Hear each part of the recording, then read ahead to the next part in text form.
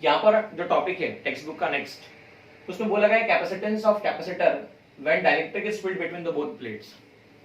अब ये dielectric substance जो होता है, उम्मीद करता हूं कि इससे पहले आपने जो डाइलेक्ट्रिक का लेक्चर देखा होगा उसमें ये बात पूरी क्लियर हो गई होगी कि डाइलेक्ट्रिक सब्सटेंस वो सब्सटेंस होते हैं जिनमें very less number of free electron exist करते हैं। अब देखिए, नॉर्मली यहाँ पर हम जानते हैं पिछले लेक्चर के मुताबिक कि जब कैपेसिटर की प्लेट, एक पॉजिटिव दूसरी नेगेटिव, एक पे प्लस क्यू चार्ज दूसरे पे माइनस क्यू चार्ज, इसको आपने जब एयर, इसके बीच में जब एयर फिलअप था तब कैपेसिटेंस की वैल्यू निकाली थी। अब जब डाइलेक्ट्रिक फिलअप किया तो डाइलेक्ट्रिक मतलब ऐसा सब्सटेंस जिसमें बहुत ही कम फ्री इलेक्ट्रॉन्स अवेलेबल हो। अब ये पॉजिटिव है तो डेफिनेटली डाइलेक्ट्रिक पर इंडक्शन प्रोसेस के कारण जो चार्ज पोलैरिटी डेवलप होगी वो इस तरह से डेवलप हो चुकी होगी, मतलब पॉजिटिव प्लेट के पास में डाइलेक्ट्रिक के अंदर जो भी थोड़े बहुत इलेक्ट्रॉन्स एग्जिस्ट कर रहे हैं वो इलेक्ट्रॉन पहुंच जाएंगे। आइए समझते कैसे। ये नेगेटिव नेगेटिव नेगेटिव और ये पॉजिटिव, वापस से यहां पर नेगेटिव पॉजिटिव, नेगेटिव पॉजिटिव, तो सीधा सीधा मैं कह सकता हूं पॉजिटिव के कारण नेगेटिव चार्ज इधर एक्यूमुलेट हुए। तो डाइलेक्ट्रिक की एक प्लेट के एक तरफ जो चार्ज आए हैं वो देखिए कौन से आए हैं। इस तरफ आए नेगेटिव, कुल मिला के कहा जाए, और इस तरफ बोला जाए तो पॉजिटिव। तो इसे प्लस क्यूपी और माइनस क्यूपी कहा जा सकता है। इंड्यूस्ड चार्ज, अब यहां से यहां तक का सेपरेशन ये है, तो यहां से यहां तक का सेपरेशन टी है, थिकनेस। तो टी मतलब थिकनेस ऑफ डाइलेक्ट्रिक और डी मतलब टोटल सेपरेशन। तो देखो टी थिकनेस ऑफ डाइलेक्ट्रिक है, डी टोटल सेपरेशन है, तो डी माइनस टी क्या होगा? वो थिकनेस जहां पर एयर अवेलेबल है, ठीक है ना? Thickness of dielectric,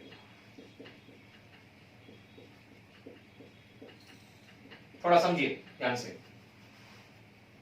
separation between plate, separation between plate.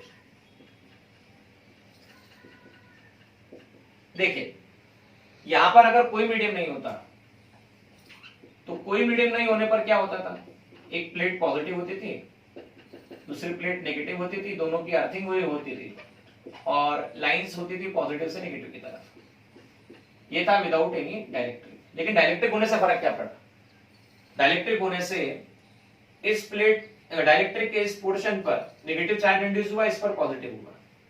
तो अब यहाँ दो तरह की फील्ड है, देखो नेगेटिव इस तरफ है, पॉजिटिव इस तरफ है। तो डाइलेक्ट्रिक ने जो फील्ड डेवलप की वो फील्ड इस तरफ है, और बाहर से जो फील्ड है विदाउट, देखो इसे कहते हैं ई नॉट। ई नॉट मतलब इलेक्ट्रिक फील्ड जब कोई भी मीडियम प्रेजेंट ना हो, मतलब एयर अवेलेबल हो, और ये जो पोलराइज्ड फील्ड डेवलप हुई उसमें देखो, क्योंकि इलेक्ट्रिक फील्ड की डायरेक्शन हमेशा पॉजिटिव से नेगेटिव होती है, तो इस डाइलेक्ट्रिक के इस पोर्शन पर देखो पॉजिटिव चार्ज इंड्यूस हुआ है, इस पर नेगेटिव हुआ है, तो फील्ड इस तरफ होगी, ईपी होगी। तो अब जो फील्ड होगी इनके बीच में वो कैसे निकाली जाएगी? तो देखिए ध्यान से, ई नॉट और ईपी, इन दोनों का difference,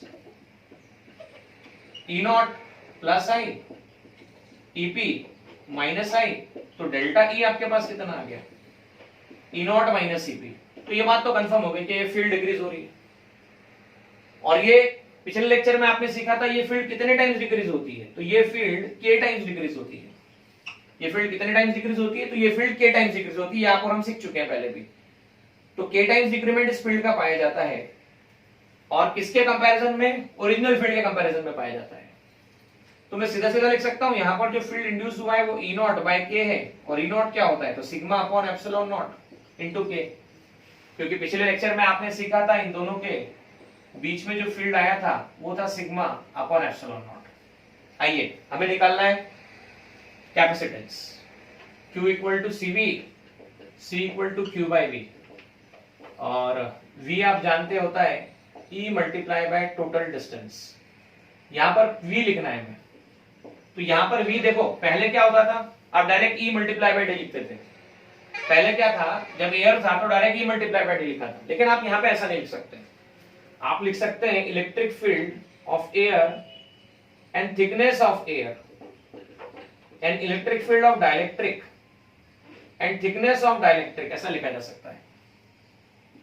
electric field of dielectric and thickness of dielectric, तो electric field due to dielectric जो निकला आने के बाद में, वो ये निकला आपके पास में, जिसे मैं डेल्टा ई से बता रहा हूं। तो आइए समझते हैं। ई नॉट कितना है, तो वो है sigma upon epsilon not. Thickness of air कितना है, तो एयर की थिकनेस देखो यहां पर अवेलेबल है डी माइनस टी।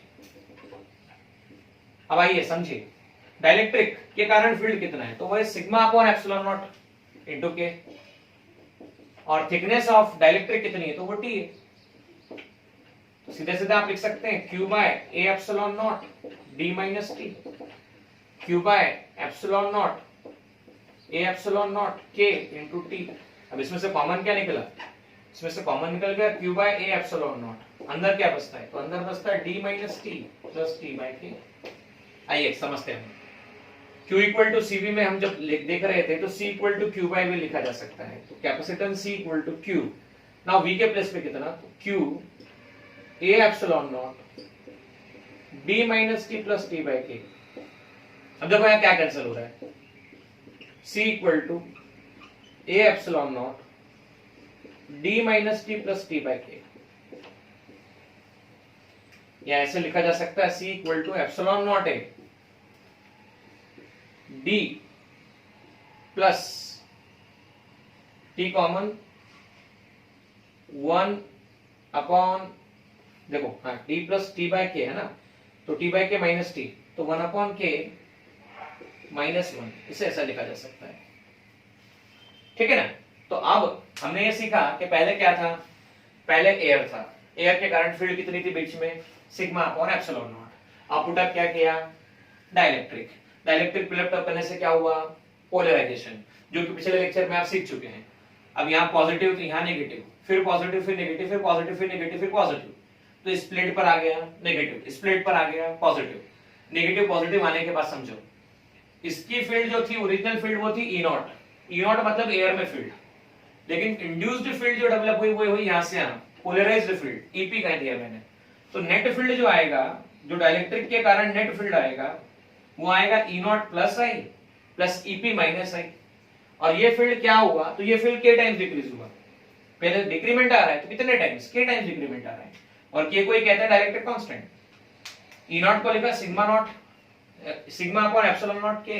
अब हम जानते हैं हमें निकालना capacitance C equal to Q by V, Q by V, तो V निकालना है, तो V होगा E मल्टीप्लाई बाय फील्ड और थिकनेस, फील्ड और thickness, air thickness of air, dielectric thickness of dielectric.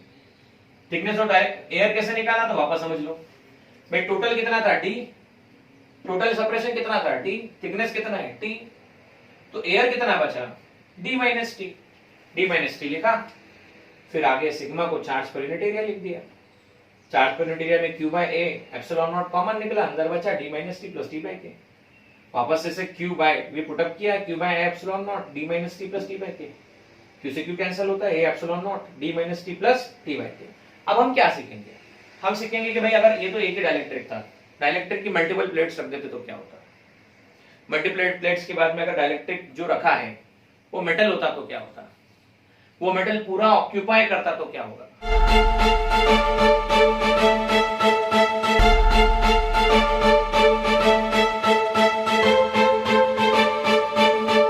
Purohit academy, main branch Prabhat Chowk, MJ college road, Lokmanya हॉस्पिटलच्या बाजूला, जळगाव, आणि पांडे क्लासेस जवळ, बंधन बँके शेजारी, ट्रॅफिक गार्डनच्या समोर, जळगाव।